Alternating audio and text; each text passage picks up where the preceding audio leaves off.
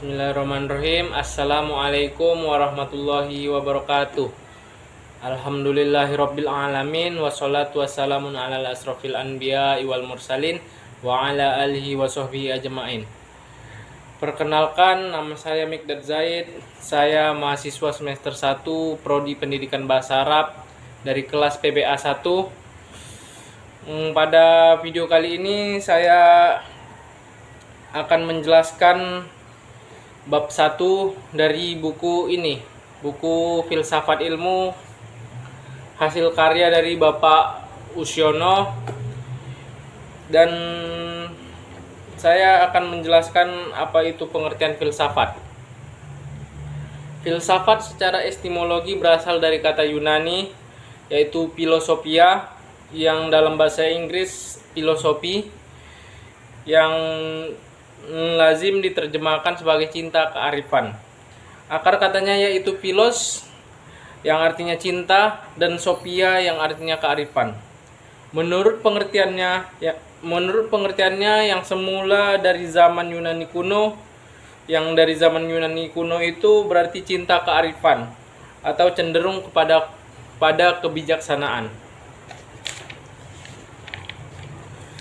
Pengertian filsafat dapat disimpulkan juga bahwa sebuah pengetahuan yang mengkaji seluruh hakikat, kenyataan atau realitas dengan menggunakan alat bantu rasional, akal budi yang berujung pada kebijaksanaan. Jadi ilmu ini membahas tentang cara pola pikir manusia yang hakikat, yang nyata. Ada juga cabang-cabang filsafat, yaitu metafisika atau ontologi keberadaan. Yang kajian metafisika mempersalahkan beberapa pertanyaan. Di antaranya, apakah sesungguhnya hakikat yang ada di sini, dan apakah realitas ini terbentuk dari suatu unsur monisme atau dua unsur dualisme, ataukah lebih dari dua unsur pluralisme. Dan yang kedua, epistemologi, sudut pandang pengetahuan. Dan yang ketiga, metodologi.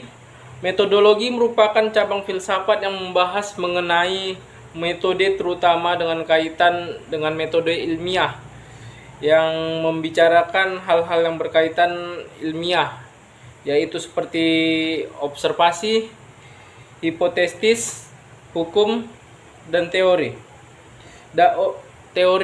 dan susunan eksperimen dan sebagainya. Dan yang keempat yaitu logika, merupakan cabang filsafat yang mempelajari kajian yang sistematis mengenai aturan-aturan yang menguatkan sebab-sebab mengenai kesimpulan. Dan yang kelima etika, dan yang keenam estetika.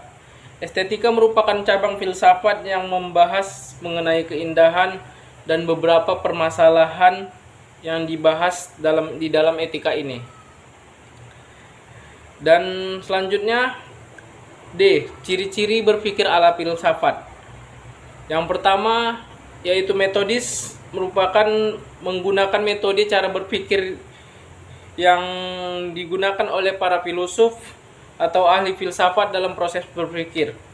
Dan yang kedua sistematis, berpikir dalam suatu keterkaitan antara unsur-unsur dalam suatu keseluruhan sehingga tersusun suatu pola pemikiran filosofis. Koheren, unsur-unsur yang dipikirkan tidak terlalu sesuatu yang bertentangan dan tersusun secara logis. Rasional, mendasarkan pada kaidah berpikir yang benar dan logis sesuai dengan kaidah logika. Komprehensif, berpikir tentang sesuatu dari berbagai sudut multidimensi. Radikal, berpikir secara mendalam sampai ke akar-akarnya atau sampai pada tingkat esensi sedalam-dalamnya. Universal, muatan keberadaan bersifat universal mengarah kepada realitas kehidupan manusia secara keseluruhan atau secara global. Yang ke-8 kritis, senantiasa mempertanyakan segala sesuatu problem. Yang ke-9 terdalam, berpikir kefilsafatan terdalam tidak hanya sampai pada fakta-fakta yang sifatnya sangat khusus dan empiris belaka. Konseptual, berpikir merupakan perenungan kefilsafatan yang merupakan kegiatan akal budi dan mental manusia. Spekulatif, pengajuan dugaan-dugaan yang masuk akal, rasional, yang melampaui batas-batas fakta. Bebas, berpikir secara bebas untuk sampai kepada yang terdalam dan universal. Terima kasih. Sekian tugas video saya hari ini. Terima kasih. Wassalamualaikum warahmatullahi wabarakatuh.